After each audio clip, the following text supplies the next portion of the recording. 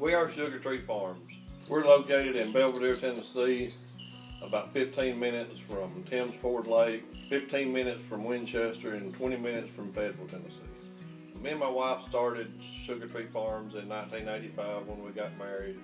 I had purchased 18 acres a couple years before we got married, and our farm has just grew over the years by little bits and pieces at a time. We started out sort of in a dairy business, milk cows to 2004. In 2004 we sold the dairy and went more toward the row crop side, growing corn, wheat, soybeans, oats, hay, and this past year we even added cotton as something new.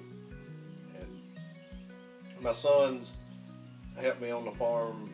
They've helped me on the farm their whole life, but in 23 we started a LLC, and now I get to work side by side with them every day, and they make a lot of decisions as well as myself. We start out in January every year, getting machinery ready to go and putting fertilizer down if we can, clearing land, running boundaries, getting taxes done. Then February rolls around and it's time to start fertilizing wheat, spraying wheat. March comes around, it's time to get the cropland burnt down, the fertilizer put out on it, the hay ground fertilized. April comes along, it's time to full steam ahead planting corn, soybeans. The end of April, 1st of May, we get in full gear cutting hay. Then you got to take care of the crops that you got planted, so you're loaded up double time, taking care of hay and keeping the weeds and fertilize back on the corn. And June comes around, you got wheat to cut, straw to bale, beans to get planted back. It seems like in a 2 weeks period. Then July comes along and you got just a smidgen of a break maybe. There's still a lot of spraying that has to be done, but you might catch your breath if you don't have to irrigate corn. Middle August we start shelling corn, and then it's full steam ahead again. Once we start harvesting, we don't quit till most time Thanksgiving or after it. Corn, beans, and then cotton comes in, and then we're back to December where we start working on equipment and putting stuff up and getting ready to go again and hauling our crops off that we grew all through the year. I think diversity has played a key role in the success of our farm.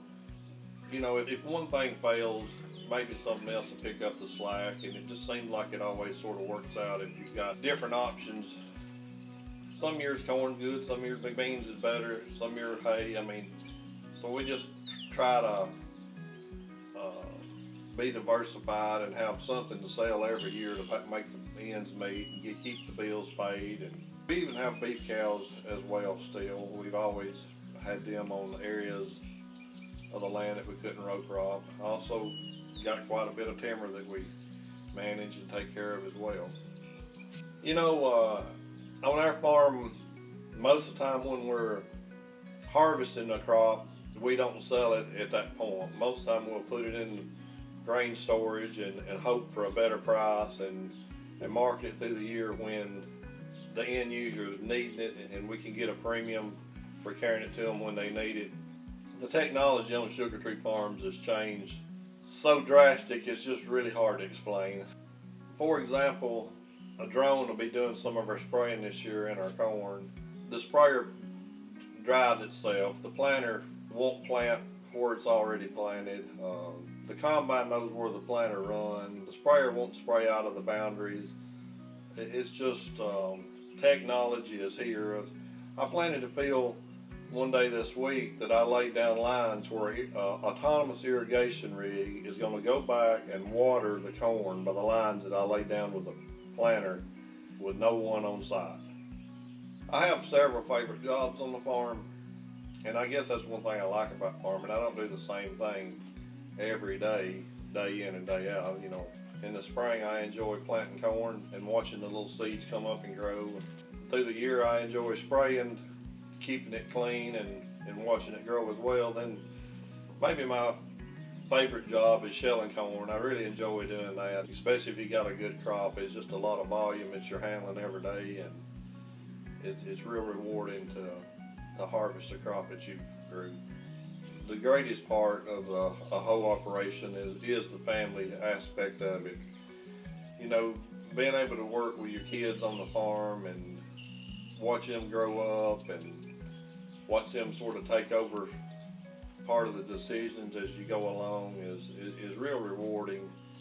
And seeing them enjoy doing what they do every day, just like you've done all your life. And now we got a grandson coming home, and you know, you got hopes that maybe he'll get to enjoy the same things as well.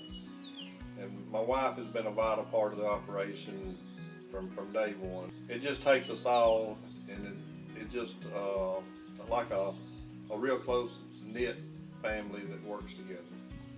Sugartree Farms wouldn't be what it is today without a lot of hard work that has been done over the years. A lot of early mornings and late nights. A lot of family working together to accomplish one task.